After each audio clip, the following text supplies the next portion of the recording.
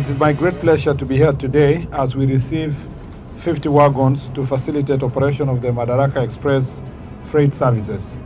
This is a key milestone, not just for the Kenya Railways Corporation, but for the entire Ministry of Roads and Transport. The acquisition of 50 new wagons that we flag off today is part of our strategic response to market dynamics, meeting the ever-changing customer demands and gaining competitive edge. This acquisition will also help us in our goal of optimizing rail assets availability, reliability and utilization in order to sustainably increase the net ton per kilometer. The investment we have been making and reforms that we have been putting in place have not been in vain. Our rail transport sector, both standard gauge railway and medium gauge railway, continues to register significant gains. The volume of cargo transported via MGR, for instance, increased by 21% from 787,000 tons in 2022 to 1,955,000 in 2023.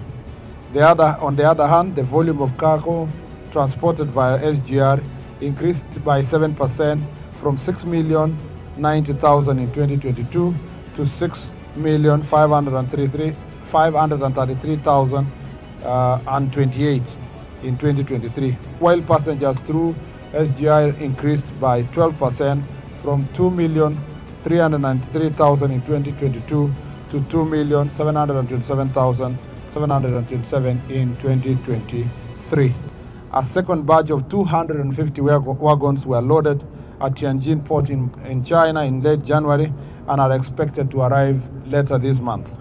We are also expecting an additional 20 SGR passenger coaches comprising of 4 business class, 3 first class, and 12 economy coaches and 1 power car.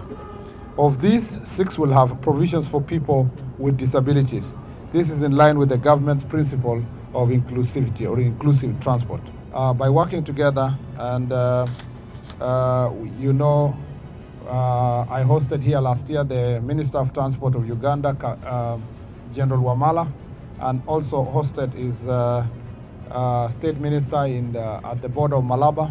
And as a result of that very important engagement, there has been great movement of goods between us and our neighbors Uganda, and seamless movement of cargo at the Malaba border. So that has necessitated also the easy exchange of containers and the wagons, and allowing also the Ugandan wagons to seamlessly come to collect their cargo from this part of the country. I just want also to say that of great importance is that we promise the nation that we will, in line with the global changes in the transport of perishable goods, especially when you talk about horticulture and flowers and horticultural products and fruits, you know that there has been a change of customer preference, especially in Europe.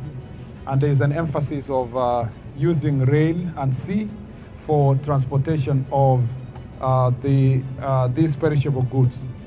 As a result of the same, the wagons that we have acquired include refrigerated wagons that will now make it possible for us to transport our horticulture, our flowers, our fruits by sea, to make sure that we conform to the customer preference in other countries in the world and continue remaining competitive when it comes to export of horticulture. And therefore, you will be seeing from Naivasha, when finally we bring the full wagons of 500, the refrigerated ones will carry our goods by rail, and then here at the port, there is already arrangement to ensure that they are properly loaded and transported by a refrigerated ship, so that then we become a competitive nation.